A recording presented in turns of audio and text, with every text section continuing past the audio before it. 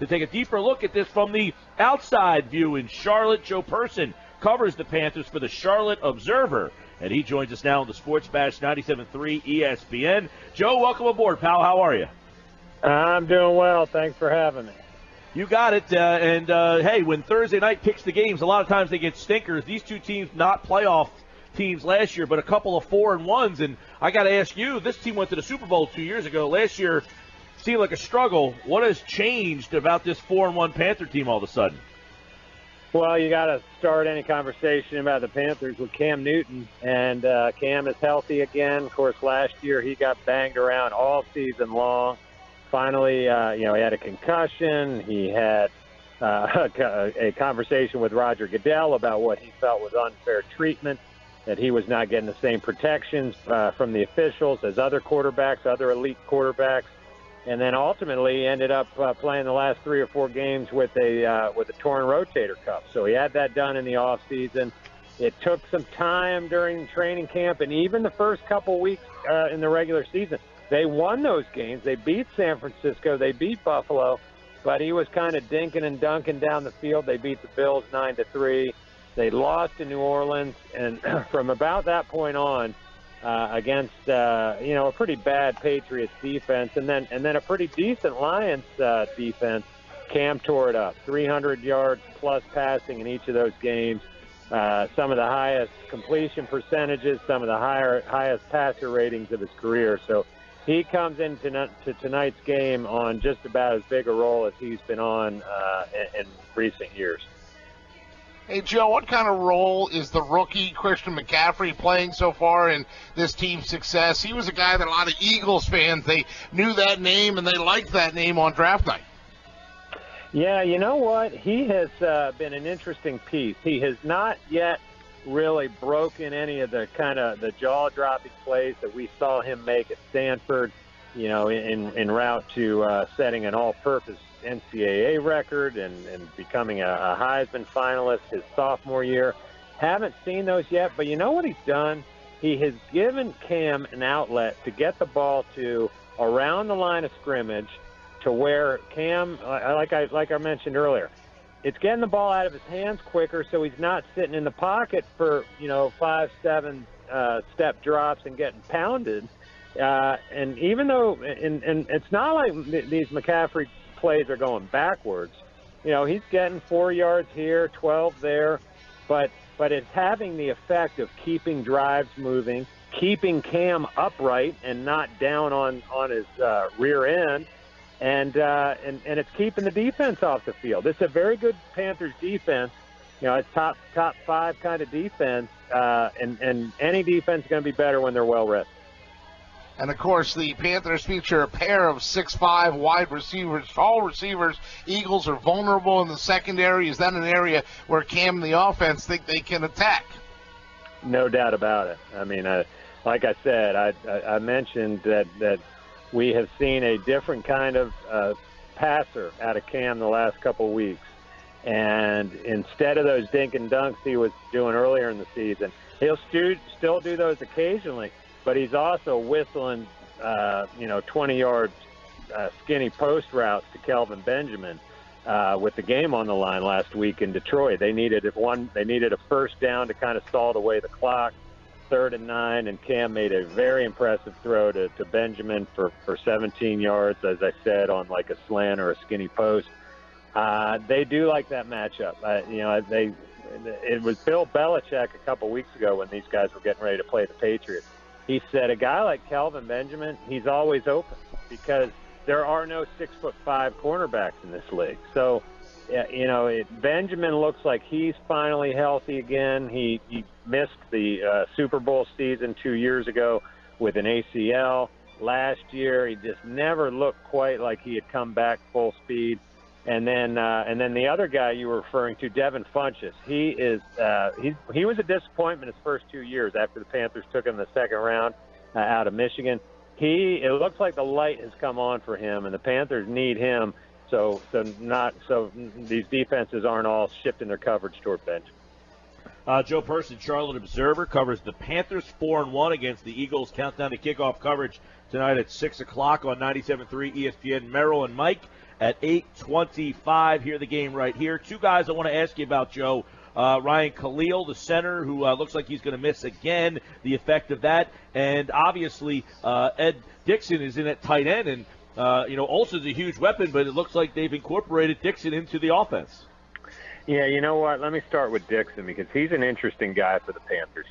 He not too long ago when he was with the Ravens, one, he won a Super Bowl ring, but two, he had a 54-catch season. I mean, this guy is not a slouch. The Ravens ended up going with Dennis Pitta over him, and, of course, that kind of blew up in the Ravens' face with the hip injuries to Pitta. But he comes down here, Ed Dixon comes down here, and he's got to be second fiddle to Greg Olsen, and he kind of, takes his medicine. He's been a team player.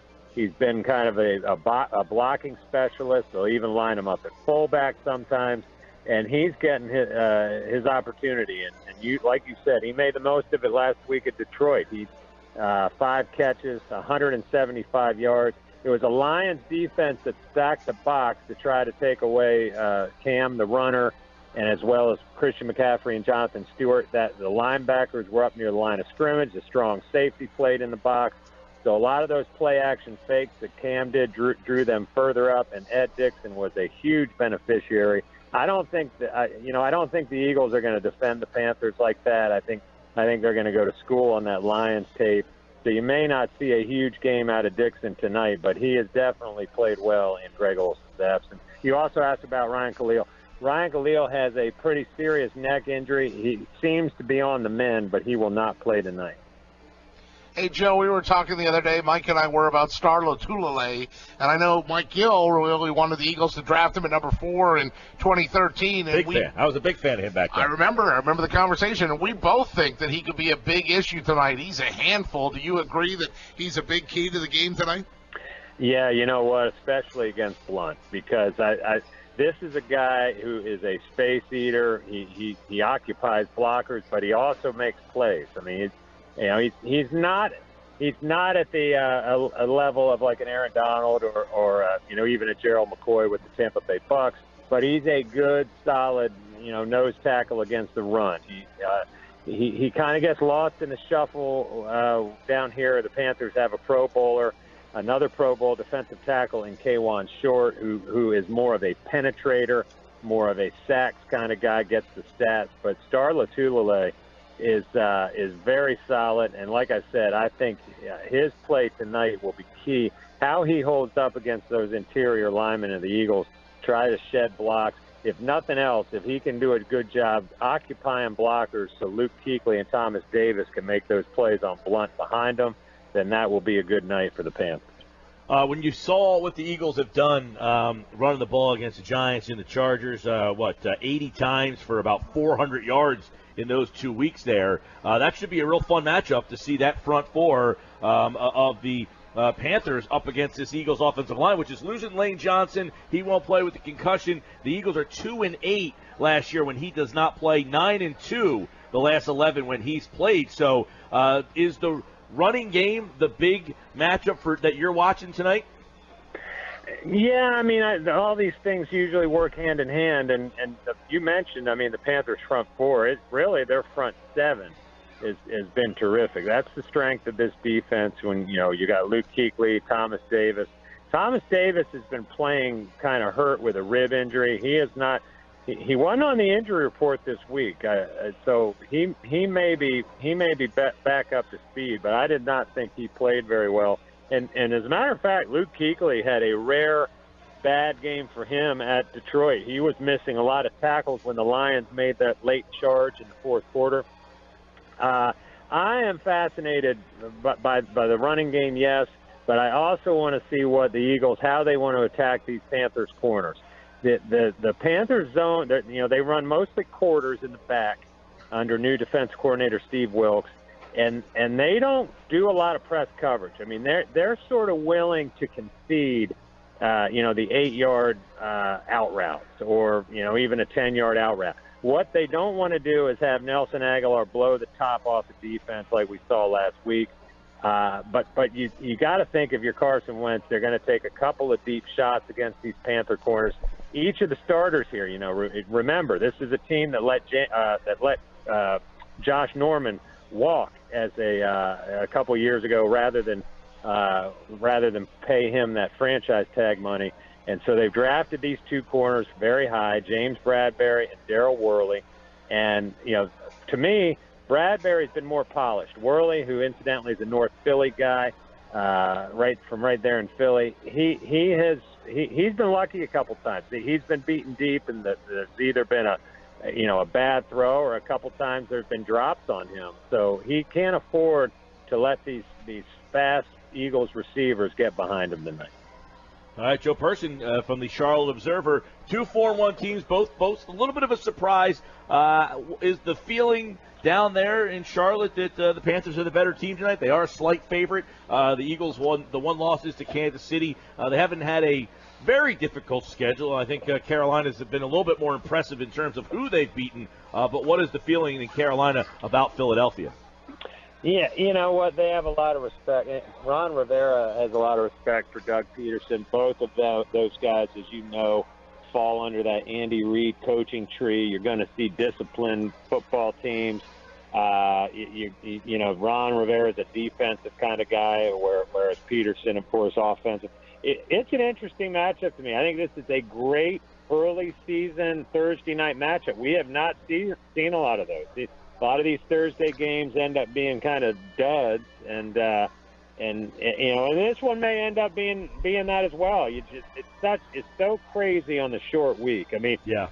Being around the team this week, I mean, they basically did like a half a day's practice is what the Panthers, and it's what all these teams do, because otherwise your guys are going to be completely, they're not going to recover from the Sunday game, and they're going to be spent and or hurt by the time when Thursday comes right around. So it does lend itself for some ugly, sloppy football. I hope that tonight the marquee matchup lives up to the billing, because I think both these teams certainly look like they'll be in the playoff hunt come middle of December. Yeah, Joe, if this game's on Sunday, Lane Johnson probably plays, and there's a good chance Wendell Smallwood misses the game tonight. He might be able to go, so that changes the dynamics a lot. We'll see if Fletcher Cox is active tonight or not. So this short week certainly affecting the Eagles in the injury report. Joe Person, Charlotte Observer, Eagles and Panthers. The countdown to kickoff tonight at 6 o'clock live from the Rusty Nail. Thank you, Joe. All right, guys. Have a good day.